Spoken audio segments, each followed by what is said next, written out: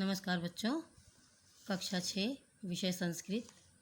बच्चों, आज हम संस्कृत विषय का पाठ 7 पढ़ेंगे, जिसका नाम है कारक परिचय। कारक परिचय। बच्चों, आपने पिछली कक्षा में हिंदी में कारक पढ़े होंगे। आज हम संस्कृत में कारक पढ़ेंगे। तो आइए देखें कारक। सबसे पहले देखें कारक क्या होता है या किसे कहते हैं।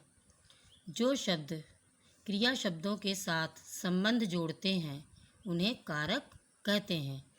कह रहे हैं कि जो शब्द, कुछ शब्द होते हैं जैसे आपने ने को, से, के, द्वारा, के लिए, इस तरीके के जो शब्द हैं वो क्रिया के साथ संबंध जोड़ते हैं, उन्हें कारक कहते हैं। तो कारक किसे कहते हैं? जो शब्द क्रिया शब्दों के साथ संबंध जोड़ते हैं उन्हें कारक कहते हैं। इन कारकों को प्रकट करने वाले प्रत्ययों या चिन्हों को कारक विभक्ति या परसर्ग कहा जाता है। प्रत्ययों या चिन्हों, ये आप देखिए कॉलम में दिया हुआ है चिन्ह, ये इन्हीं को प्रत्यय भी कहा जाता है और चिन्ह भी कहा जाता है। तो इन्हीं चिन्हों को क्या कहते हैं, किस नाम से जानते हैं? कारक विभक्ति या परसर्ग कहते हैं। आपसे कभी प्रश्न पूछ लिया जाए कि परसर्ग किसे कहते हैं, तो आप यही उसका उत्तर लिखेंगे कि कारक चिन्हों को या प्रत्ययों को परसर्ग कहते हैं। कारक और उसकी विभक्तियाँ इस प्रकार हैं। बच्चों, यहाँ पर कारक दिया गया है, चिन्ह है, लक्षण है यानी पहचान है उसकी, कि कारक की पहचान कैसे करते हैं, और विभक्ति है। तो हिंदी में आपने कर्ता, कर्म, करण, संप्रदान, अपादान, संबंध, अधिकरण, संबोधन, इस तरीके से अब तक पढ़ा होगा। संस्कृत में इन्हीं कारक को हम विभक्ति कहते हैं। विभक्ति आपको मैंने शब्द रूप में बताया है कि प्रथमा, द्वितीया, तृतीया, चतुर्थी, पंचमी, षष्ठी और सप्तमी विभक्तियाँ होती हैं संस्कृत में। तो बच्चों, यहाँ पर टेबल बनाकर एक दिखाया है, देखिए आप चार्ट की तरह यह बना हुआ है। इसमें एक देखिए एक कॉलम में कारक, फिर चिन्ह, लक्षण और विभक्ति दी हुई है। कारक हमारे इधर लिखे हुए हैं और विभक्तियाँ इधर देखिए आप इस लास्ट में अंत में लिखी हुई हैं। तो कर्ता को ही हम प्रथमा विभक्ति कहते हैं। इसका चिन्ह है ने, इसकी पहचान है लक्षण यानी पहचान, काम करने वाला। तो बालक ने खाया, तो खाने की क्रिया कौन कर रहा है? बालक। तो बालक हमारा क्या हुआ? कर्ता यानी प्रथमा विभक्ति हुआ। कर्म, कर्म यानी द्वितीय विभक्ति हुई। द्वितीय विभक्ति को का चिन्ह क्या है? को चिन्ह है और इसकी पहचान है जिस पर क्रिया का फल पड़े। जैसे मैं घर जा रहा हूँ या वह घर जा रहा है, तो वह जाने की क्रिया कहाँ कर रहा है? घर के लिए। तो घर क्या हुआ? हमारा कर्म हुआ। तो क्रिया का फल किस पर पड़ रहा है? कर्म पर। तो इसलिए वहाँ पर द्वितीय विभक्ति हुई घर में। करण कारक यानी तृतीय विभक्ति, इसका चिन्ह है से, के, द्वारा। इसकी पहचान है जिस साधन से क्रिया की जाए। जैसे बालक कलम से लिखता है, तो कह रहे हैं कि क्रिया की जाए, जिस साधन से क्रिया की जाए। लिखने का काम वो किससे कर रहा है? कलम से कर रहा है। तो यहाँ पर तृतीय विभक्ति हुई किसमें? कलम में। जिस साधन से कार्य किया जाता है उस साधन में तृतीय विभक्ति होती है। संप्रदान यानी चतुर्थी विभक्ति, इसका चिन्ह है के लिए। जिसके लिए पहचान है इसकी, जिसके लिए काम हो अथवा जिसको कुछ देना या लेना हो। जैसे दीपक प्रकाश के लिए है, तो क्या करें? जिसके लिए काम हो। प्रकाश के लिए दीपक, प्रकाश के लिए है। किसके लिए है दीपक? प्रकाश के लिए है। तो जिसके लिए काम हो, किसके लिए काम हो रहा है? उजाला करने के लिए तो काम हो रहा है। तो प्रकाश में चतुर्थी विभक्ति होगी। और वह भिखारी को कपड़े देता है, तो जिसको कुछ देना या लेना हो, तो किसको दे रहा है वो कपड़े? भिखारी को। तो वहाँ यहाँ भिखारी में चतुर्थी विभक्ति होगी। अपादान कारक पंचमी विभक्ति, इसका चिन्ह है से अलग होने पर। यहाँ पर भी देखिए से है और यहाँ पर भी से है, लेकिन यहाँ से के द्वारा है, किसी के द्वारा कोई कार्य हो रहा है या किसी चीज़ से वह कोई कार्य कर रहा है। यहाँ पर अलग होने पर है, इस चिन्ह की पहचान है जो है, आप देखेंगे कोई चीज़ किसी चीज़ से अलग हो रही है।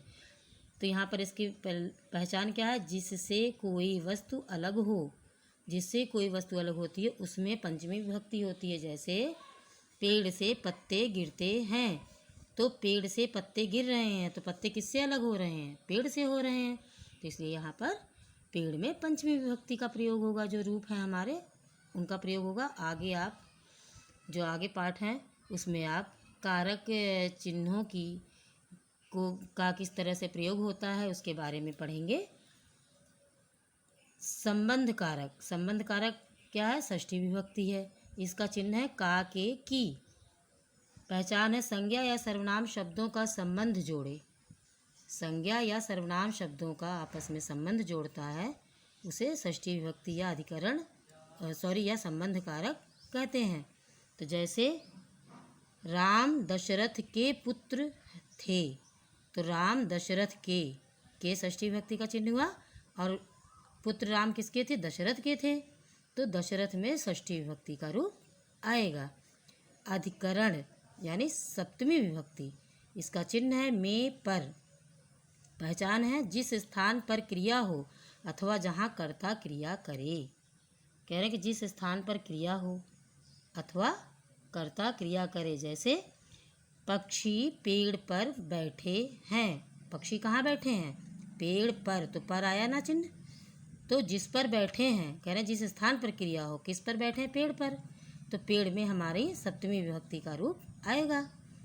और अथवा जहाँ कर्ता क्रिया करे, जैसे शेर वन में रहता है, तो शेर कहाँ पर रहता है, में आया चिन्ह, वन में, तो कर्ता कहाँ क्रिया कर रहा है रहने की, वन में, तो वन में जो है वो सप्तमी विभक्ति का रूप लगेगा। संबोधन का चिन्ह है हे ओ भो अरे, जिससे किसी को पुकारा जाए। जैसे हे राम तुम कहाँ जा रहे हो, हे मोहन मैं विद्यालय जा रहा हूँ। तो संबोधन का वहाँ पर चिन्ह होता है, इसकी यही पहचान है। तो बच्चों आपने कारक चिन्ह अच्छे समझ लिया होगा, इसे आप अपनी कॉपी में लिखेंगे और याद करेंगे। हम इन कारक विभक्तियों का प्रयोग, कारक चिन्हों का प्रयोग किस तरह से किया जाता है आगे के पाठों में हम पढ़ेंगे, तब आपको अच्छे से कारक और विभक्तियाँ समझ में आ जाएंगी। आइए देखिए, यहाँ पर देखिए बच्चों, इन कारकों के प्रत्ययों को जोड़ने से शब्दों के रूप इस प्रकार बनते हैं। यहाँ पर आप देख रहे हैं कि अकारांत पुल्लिंग शब्द है, बालक का रूप है दिया हुआ है, यहाँ पर कारक दिया है, यहाँ पर विभक्ति दी है, एक वचन, द्विवचन और बहुवचन लिखा हुआ है। तो कर्ता या प्रथमा कारक हो गया आपका, आप जो कर्ता कारक कहेंगे तो कर्ता लिखेंगे, और विभक्ति कहेंगे तो प्रथमा द्वितीय, इस तरीके से लिखेंगे। तो कर्ता और प्रथम विभक्ति दोनों दिया हुआ है यहाँ पर देखिए, कारक और विभक्ति। कर्ता प्रथमा, एक वचन में क्या बना, बालकः, द्विवचन बालकः और बहुवचन में बालकाः। तो क्या हो गया, बालक ने, दो बालक ने और बहुत सारे बालकों ने, इस तरीके से आया ना आप कर्ता का चिन्ह। द्वितीय कर्म या द्वितीय में क्या हुआ, बालकम बालको बालकान। तो एक वचन में बालक को, द्विवचन में दो बालक को और बहुवचन में बहुत सारे बालकों को। करण का कारक या तृतीय विभक्ति, तो बालकेन, एक बालक, एक वचन में हुआ एक बालक के द्वारा, बालकाभ्याम दो बालकों के द्वारा, और बालकई बहुत सारे बालकों के द्वारा। संप्रदान या चतुर्थी, तो बालकाय एक बालक के लिए, बालकाभ्याम दो बालकों के लिए, और बालकेभ्य बहुत सारे बालकों के लिए। तो आप देख रहे हैं किस तरीके से कारक चिन्ह का प्रयोग इसमें हो रहा है। जब इस रूप को आप लगाएंगे तो वहाँ पर इसी तरह से आपका हिंदी जब बनाएंगे तो चिन्ह आपको अपने आप आपका जो है प्रयोग हो जाएगा, समझ में आ जाएगा। बालकाय आया तो बालक के लिए है। अपादान या पंचमी, बालकात, बालक से, एक बालक से एक वचन में, बालकाभ्याम दो बालकों से, और बालकेभ्या बहुत सारे बालकों से। जब वाक्य बनाएंगे तब ये क्लियर होगा। संबंध या षष्ठी बालकस्य एक बालक के, बालकयो दो बालक के, बालका नाम बहुत सारे बालकों के। अधिकरण या सप्तमी विभक्ति तो बालक में, बालकयो दो बालक में, या पर में पर है ना इसका चिन्ह, तो में या पर दो बालक में या पर, बालकेशु बहुत सारे बालकों में या पर बहुवचन में हुआ। संबोधन आपका जो है, मैंने पहले भी आपको शब्द रूप में बताया था कि संबोधन को ही हम प्रथमा विभक्ति भी कहते हैं। प्रथमा विभक्ति के रूप इसमें होते हैं, केवल यहाँ पर संबोधन का चिन्ह लगाया जाता है। तो वही चीज़ होगी, हे बालक, हे बालको, हे बालका। हे बालक एक बालक के लिए, हे बालक दो बालकों के लिए, और हे बालका बहुत सारे बालकों के लिए है। तो बच्चों आपको ये बालक का रूप जो है शब्द रूप है आपको समझ में आया होगा। आप इसको अपनी कॉपी में लिखेंगे। मैंने पहले इसको आपको पढ़ाया भी है ग्रामर में, और इसको अच्छे से याद करना है। बच्चों आकारांत स्त्रीलिंग शब्द, आकारांत क्यों कहा गया है? क्योंकि आप देखिए यहाँ बाला आ उच्चारण करने पर बड़ा आ रहा है, इसलिए ये आकारांत शब्द रूप है और स्त्रीलिंग है। बाला का अर्थ है लड़की। यहाँ पर देखिए कारक विभक्ति दिया हुआ है, एक वचन, द्विवचन और बहुवचन लिखा हुआ है। तो ये रूप दिए हैं यहाँ पर, आपको बच्चों याद करना है इसको और अपनी कॉपी में लिखना है।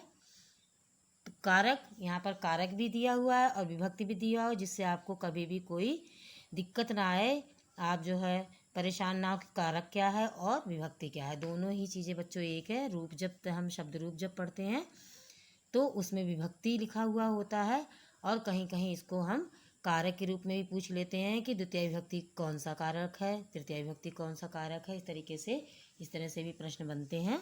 तो आइए देखें, कर्ता कारक हुआ, प्रथमा विभक्ति, इसी को कर्ता कारक और प्रथमा विभक्ति, जैसा कि मैं आपको बार बार बता रही हूँ कि दोनों चीज़ें एक ही हैं, अलग नहीं है। तो प्रथमा विभक्ति के एक वचन में बाला, द्विवचन में बाले, बहुवचन में बालाह रूप बनेगा। द्वितीय विभक्ति के एक वचन में बालाम, द्विवचन में बाले और बहुवचन में बालाह। इसी तरह तृतीय विभक्ति या कर्ण कारक, इसे ही कर्ण कारक भी कहते हैं तृतीय विभक्ति को। तो तृतीय विभक्ति के एक वचन में बालया, द्विवचन में बालाभ्याम और बहुवचन में बालाभि। चतुर्थी विभक्ति, इसको ही संप्रदान कारक कहते हैं। तो इसका रूप है एक वचन में बालाय, द्विवचन में बालाभ्याम और बहुवचन में बालाभ्यः। अपादान पंचमी विभक्ति, पंचमी विभक्ति ही अपादान कारक है। तो इसके एक वचन का रूप होगा बालायाः, द्विवचन में बालाभ्याम और बहुवचन में बालाभ्यः। षष्ठी विभक्ति को हम कारक किस कारक के नाम से जानते हैं? संबंध कारक के नाम से जानते हैं। तो इसका एक वचन का रूप होगा बालायाः, द्विवचन में द्विवचन में बालयोः और बहुवचन में बाला नाम। अधिकरण को हम सप्तमी विभक्ति कहते हैं, या सप्तमी विभक्ति को अधिकरण कारक कहा जाता है। इसका एक वचन में रूप है बालायाम, द्विवचन में बालयोः और बहुवचन में बालासु। संबोधन में हे बाले, हे बाले, हे बालाह। तो बच्चों आपने देखा किस तरीके से, इसी जैसे मैंने उच्चारण करके आपको इस रूप को पढ़कर सुनाया है, आप भी उसी तरह से उच्चारण करेंगे और इसको याद करेंगे। आइए अब देखें अकारांत नपुंसक लिंग। अब आप यहाँ देखिए आकारांत स्त्रीलिंग में उच्चारण में अंत में बाला में बड़ा आया था, इसलिए वो आकारांत शब्द रूप हुआ। और यहाँ पर देखिए आप अकारांत, इसका मतलब है कि जब उच्चारण करते समय अंत में आ का उच्चारण हो तो वो अकारांत है। और पुल्लिंग शब्द, वो पुल्लिंग शब्द भी होता है और नपुंसक लिंग शब्द भी होता है। तो यहाँ पर हम नपुंसक लिंग देखेंगे। तो फल ही है, आप जानते ही हैं। इसका रूप दिया हुआ है यहाँ पर बच्चों, देखिए आप, यहाँ पर भी वही चीज़ है, कर्ता कारक विभक्ति एक वचन, द्विवचन और बहुवचन। तो कर्ता कारक है, विभक्ति प्रथमा है, एक वचन में फलम, द्विवचन में फले और बहुवचन में फलानि। नपुंसक लिंग का रूप है। या कर्म को ही हम द्वितीय विभक्ति कहते हैं। तो एक वचन में है फलम फले, एक वचन में फलम, द्विवचन में फले और बहुवचन में फलानी।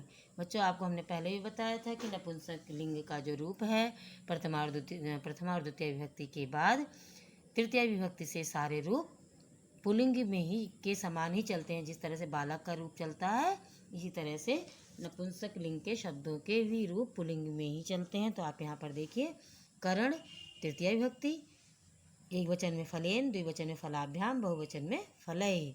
अब देखिए यहाँ पर मैंने आपको बताया ना पुल्लिंग में ही चलते हैं। तो क्या हुआ यहाँ पर देखिए आप, इस फलेन की जगह हमने क्या किया, बालकेन, बालकाभ्याम, बालकई। से बिल्कुल वैसे ही रूप चलेगा जैसा बालक का रूप है यहाँ से तृतीय विभक्ति से। संप्रदान चतुर्थी विभक्ति, एक वचन में फलाय, द्विवचन में फलाभ्याम और बहुवचन में फलेभ्यः। अपादान पंचमी विभक्ति, यहाँ पर एक वचन में फलात, द्विवचन में फलाभ्याम और बहुवचन में फलेभ्यः। षष्ठी विभक्ति यानी संबंध कारक, एक वचन में फलस्य, द्विवचन में फलयोः और बहुवचन में फला नाम। अधिकरण सप्तमी विभक्ति, एक वचन में फले, द्विवचन में फलयोः और बहुवचन में फलेषु। तो आपने देखा बच्चों तृतीय विभक्ति से सारा पूरा रूप जो है नपुंसक लिंग का पुल्लिंग के समान ही चल रहा है, बालक के रूप के समान ही चल रहा है। यहाँ पर देखिए आपको एक नोट दिया हुआ गया है कि विशेष में क्या दिया गया है बच्चों, अकारांत नपुंसक लिंग शब्दों में संबोधन का प्रयोग नहीं होता है। जो अकारांत पुल्लिंग नपुंसक लिंग के जो शब्द होते हैं पुल्लिंग के नहीं, जैसे फल नपुंसक लिंग है, पुस्तक नपुंसक लिंग है, तो उसमें क्या नहीं होता है, संबोधन जो है हमारा उसका रूप नहीं चलता है। इन शब्दों के तृतीय से सप्तमी विभक्ति तक के रूप अकारांत पुल्लिंग शब्द रूपों के समान होते हैं, जैसा कि मैंने अभी आपको बताया ही है।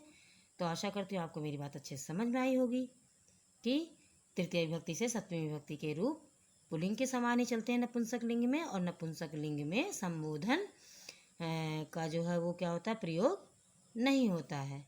पुल्लिंग में होता है लेकिन नपुंसक लिंग के शब्द रूपों में नहीं होता है। तो आइए अब देखें बच्चों अभ्यास कार्य।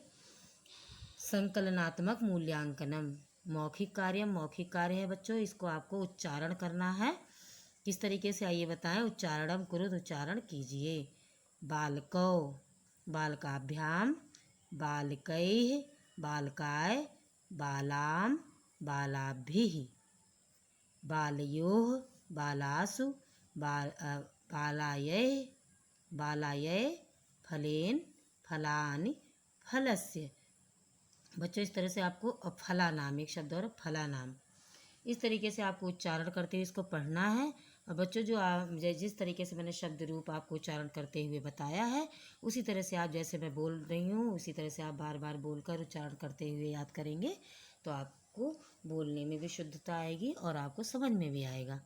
आइए देखें लिखित कार्य है बच्चों हमारा। पहला प्रश्न है आभागस्य कारकान बा भागस्य चिन्हैः सह मेलनम कुरुत। आ भाग के कारकों को बा भाग के चिन्हों के सहकार के साथ मेल कुरुत करो या करिए या कीजिए, जो भी है। आइए देखें यहाँ पर का लिखा है और खा लिखा है। यहाँ पर बच्चों आपको कारक दिए हुए हैं, आपने बार बार अभी पढ़ा है तो आपको उम्मीद करती हूँ समझ में आया होगा अच्छे से। यहाँ पर उसके चिन्ह दिए हुए हैं तो आप देख रहे हैं, इन चिन्हों के साथ इस कारक को हमें मिलाना है। तो कर्ता का चिन्ह क्या है, ने, तो फर्स्ट क्या हुआ, ने, ये हुआ हमारा। कर्म का चिन्ह है को, 2 नंबर को हुआ। उसके बाद हमारा है कर्ण से के द्वारा, तो से के द्वारा, कर्ण के साथ से के द्वारा, तीसरा नंबर है हमारा ये। चौथा संप्रदान के लिए, ये है हमारा संप्रदान के लिए, इसके साथ।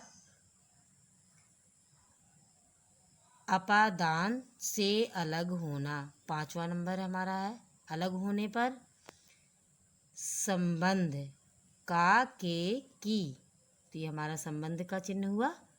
अधिकरण में पर, अधिकरण का चिन्ह हुआ। संबोधन क्या है हमारा,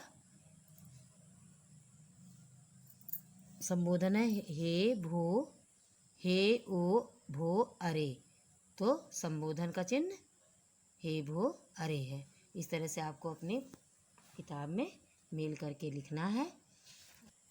प्रश्न नंबर 2 बच्चों, शब्द रूपाणी लिखत। बच्चों यहाँ पर शब्द रूप हैं आपके, जैसे यहाँ पर देखिए दिया हुआ है शब्द, विभक्ति, वचन, एक वचन, द्विवचन और बहुवचन। यहाँ पर आप देखिए शब्द है लता, स्त्रीलिंग में। किस विभक्ति में रूप लिखना है? तृतीय विभक्ति में लिखना है।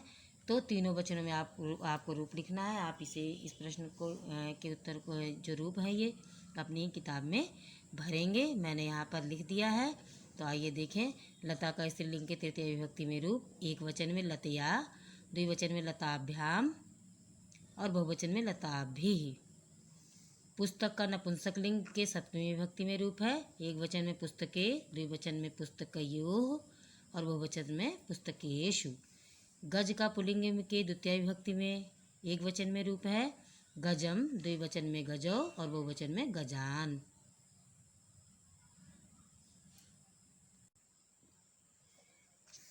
बालाः स्त्रीलिंग है बच्चों, पंचमी विभक्ति में इसका रूप लिखना है, एक वचन में बालायाः, द्विवचन में बालाभ्याम और बहुवचन में बालाभ्यः।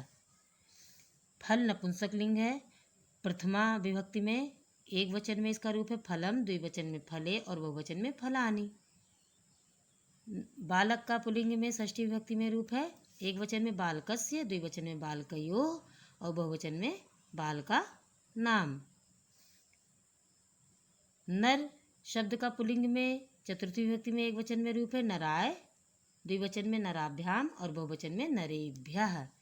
तो बच्चों आपको इसी तरह से अपनी कॉपी में लिखना है और याद करना है। इसी के साथ धन्यवाद।